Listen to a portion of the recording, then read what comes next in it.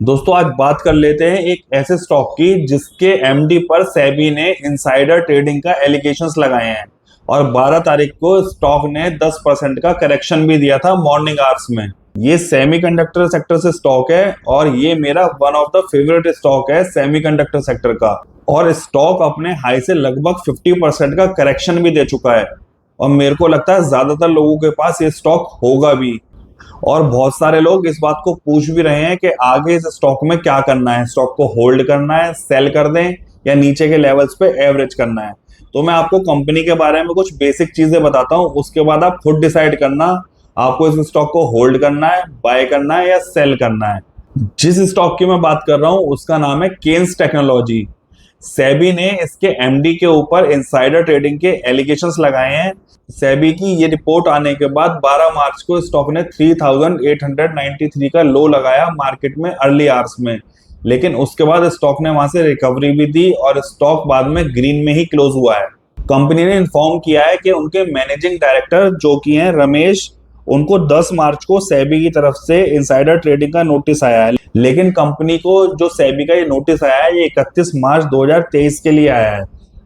Overall आप देखोगे तो स्टॉक ने इस न्यूज पे रिएक्ट किया, लेकिन वो रिएक्शन बहुत छोटे टाइम के लिए था। स्टॉक नीचे जाते ही वापस ऊपर भी आ गया। मेरे को पर्सनली केन्स टेक्नोलॉजी बहुत अच्छा लगता है और पर्सनली मैं इस स्टॉक को होल्ड करता हूँ लगभग 4100 के लेवल से, जिसके बाद स्टॉक लगभग डबल भी हुआ था, लेकिन स्टॉक वापस उसी रेंज में आ गया है। मैं आपको कंपनी की कुछ बेसिक चीजें बताता हूँ, आप इसको ध्यान से सुनो और उसके बाद डिसीजन लेना कि आपको इस स्टॉक में बने रहना है, न्यू बाइंग करनी है या सेल करना है।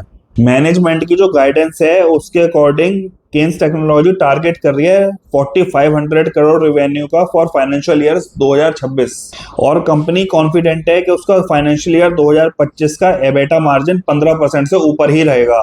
और कंपनी का आप कैपेक्स प्लान्स देखोगे तो Kaynes Technology is set to invest 4800 crore in upcoming projects over the next few years. इसमें आप लोग देखोगे कंपनी 2800 करोड़ जो यूज करेगी for building a semiconductor OSAT and compound semiconductor facility in Kongara Kalan, जो कि हैदराबाद के पास है। The company aims to achieve 4000 crore revenue from its Gujarat semiconductor unit by financial year 2029-30। और आप कंपनी की ऑर्डर बुक भी चेक कर लो।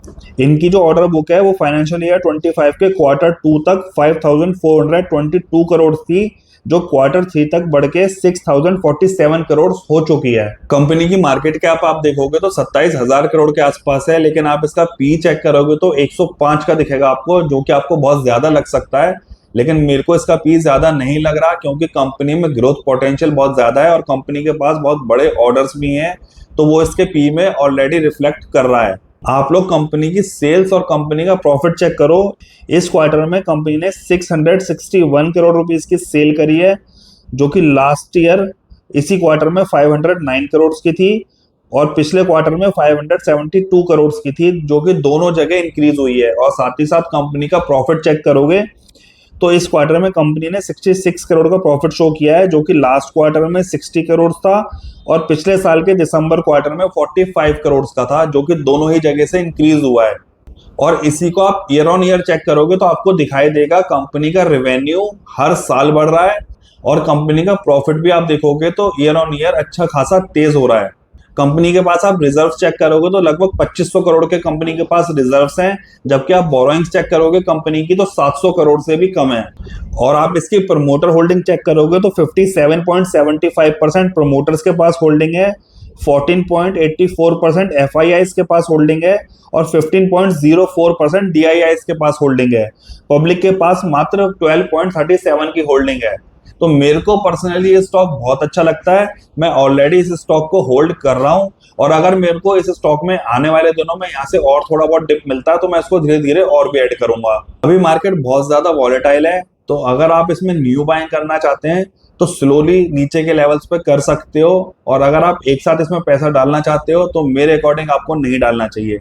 अगर मेरे को पर्सनली इसमें नीचे के लेवल्स मिलते हैं तो मैं स्लो बाइंग करूंगा। आपको अब अपना डिसीजन खुद लेना है कि आपको इस स्टॉक में बने रहना है, इसको बेचना है या धीरे धीरे करके इसमें अपने स्टॉक को और ज्यादा इंक्रीज करना है। राम राम।